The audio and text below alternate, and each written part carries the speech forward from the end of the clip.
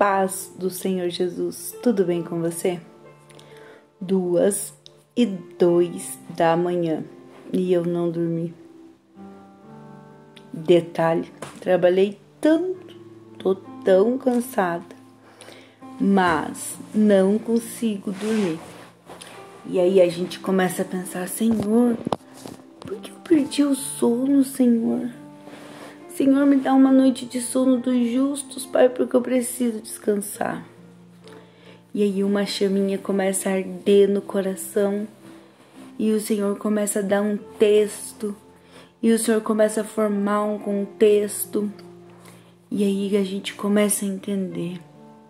O Senhor quer falar com alguém, e se eu posso ser um instrumento a qual Ele está usando nessa madrugada, só me restava dizer, eis-me aqui, Senhor. Então, talvez você nem vai ver esse vídeo às 2 da manhã, porque o Senhor, quem sabe, já lhe concedeu a noite de sono. Mas eu tenho certeza que uma alma vai ser impactada com essa palavra, porque essa palavra não é minha, ela é do Papai. E a palavra dele não volta vazia. Vamos lá? 1, 2, 3 e vamos edificar juntos? Curte lá no YouTube, compartilha, vou colocar lá na página Verônica de MP Clentes, pregadora do Evangelho. Me ajuda a divulgar o reino, querido, porque daqui a pouco nós vamos para casa. E lá sim, nós vamos cantar no grande coral. Amém? Livro de Atos dos Apóstolos, capítulo de número 10, verso de número 1, diz assim: E havia em Cesareia um varão chamado Cornélio, um centurião da corte chamada corte italiana, um homem religioso e temente a Deus com toda a sua casa, a qual dava muitas esmolas ao povo e sempre orava a Deus. E este viu claramente numa visão, quase à hora 9, um anjo de Deus que se dirigia para ele dizia, Cornélio. E este, olhando para ele e atemorizado, disse, O que é isto, Senhor? E ele disse-lhe, As tuas orações e as tuas esmolas têm subido para o memorial diante de Deus. Quando o Senhor coloca Atos dos Apóstolos, capítulo de número 10, a arder no meu coração, algumas coisas começam a chamar a atenção. Primeiro, é historicamente conhecido que o povo judeu e a cultura judaica se sentiam a única parte digna ou a única parte que seria capaz de ser alcançada e salva por Jesus, pelo Messias, por Deus. Com esse pensamento, os judeus agora começam a fazer distinção, achando que os gentios eram os cães, como diriam os escritores, os historiadores. Alguns historiadores ainda chegam a mencionar, dizendo que como se os gentios fossem criados já automaticamente condenados ao inferno. E agora a ordem de Jesus era de que o evangelho fosse apregoado. Só que a lei previa que haveria necessidade de ser feita a circuncisão, ainda que o sacrifício de Cristo abolisse isso. É bem verdade que diante de um contexto aonde em uma cidade, independente da colocação social, parece que aquele homem já estava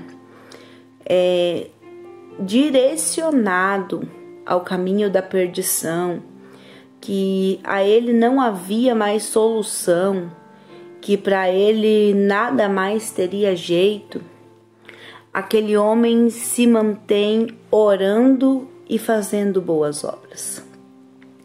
Quem sabe esta palavra, qual o Senhor coloca no meu coração essa madrugada, vai começar a falar com algumas pessoas que incontáveis vezes, muitas vezes, olhou para a sua situação e se sentiu numa pequenez tão grande, se sentiu indigno da graça, se sentiu não merecedor de ser a habitação de Cristo e algumas vezes até colocou sobre si julgos, fardos, acreditando que para a história sua já não havia mais jeito.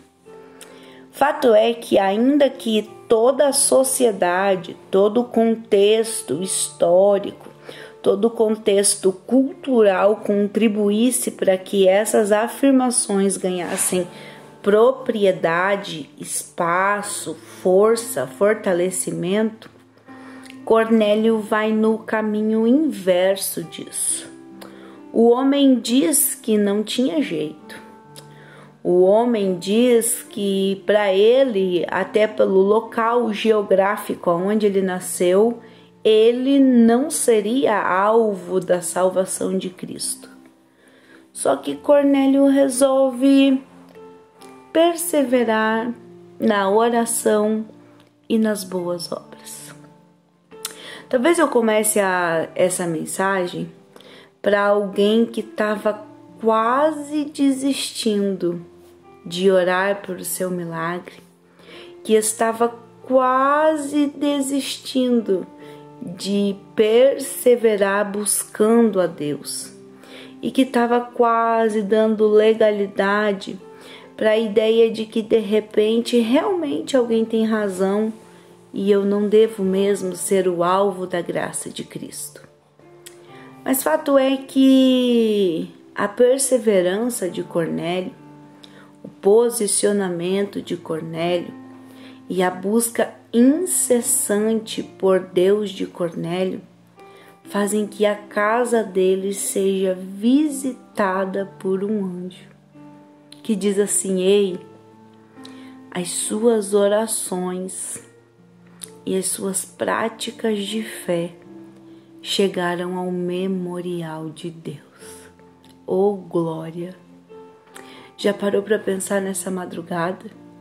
Que o céu para tudo para dizer para você: e persevera, porque as suas orações e as suas boas obras têm chegado ao meu memorial, e nada que chega na minha presença eu sou indiferente. Nada que chega diante da minha presença se mantém inalterado. Fato é que a oração constante de Cornélio fazem com que ele tenha uma experiência com Deus, de ouvir Deus através do anjo dizendo: ei, fica tranquilo, nessa madrugada a sua oração está adentrando no memorial de Deus.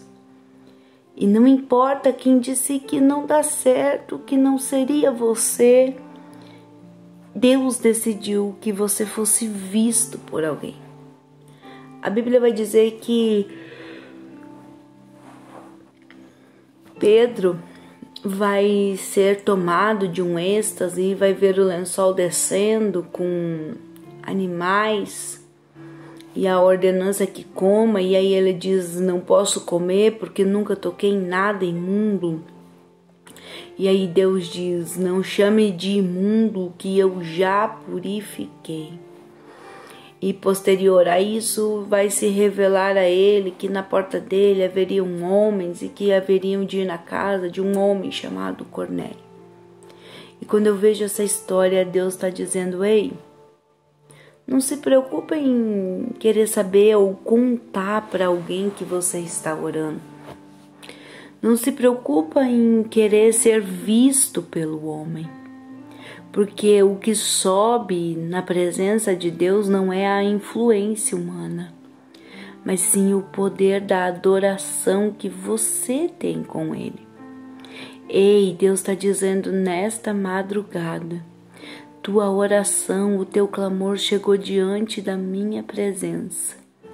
E nada que vem na minha presença continua igual. Eu sou Deus que transformo, que mudo, que altero formas. A Bíblia vai dizer que aqueles homens chamam Pedro para ir na casa de Cornélio. Contextualizando toda a situação a qual Pedro é inserido, de repente a primeira pergunta vai dizer: fazer o que em Cesareia? Fazer o que com um gentil? Fazer o que naquele lugar? Parece terra perdida. Só que aí Deus resolve fazer uma grande obra na casa de Cornélio. Deus resolve atender a oração de Cornélio e escutá-lo. E a Bíblia vai dizer que quando Pedro estava discursando, o Espírito Santo de Deus recaiu sobre aquele lugar. E eu parei tudo nessa madrugada, inclusive o meu sono, só para dizer: pelo menos uma pessoa não para de orar hoje. Não desiste hoje, porque lá no memorial de Deus a sua voz já está chegando. E quando a sua voz chegar lá, Ele ainda levanta um Pedro, ainda que Pedro não compreenda, ainda que esse não fosse o desejo de Pedro, o Senhor levanta um Pedro, aleluias, para ir até onde Ele desejou salvar, para ir aonde Ele está determinando a cura, para ir onde Ele diz que já purificou. Eu quero profetizar na vida de alguém nessa madrugada. O Senhor está dizendo: fica tranquilo. Alguém está dizendo que a sua casa, a sua parentela ou a sua família é palco de perdição. Mas o Senhor manda te dizer: fica tranquila, filha. Fica tranquilo, filho. Eu ainda vou despertar Pedros no meio de hoje, que não vão ver se é gentil, se é judeu, se é branco, se é negro, se é azul, se é amarelo, mas vai ver apenas que o Senhor ainda é o Senhor de todos, é o Senhor dos senhores, é o leão da tribo de Judá, é aquele que tem todo o poder na palma de suas mãos.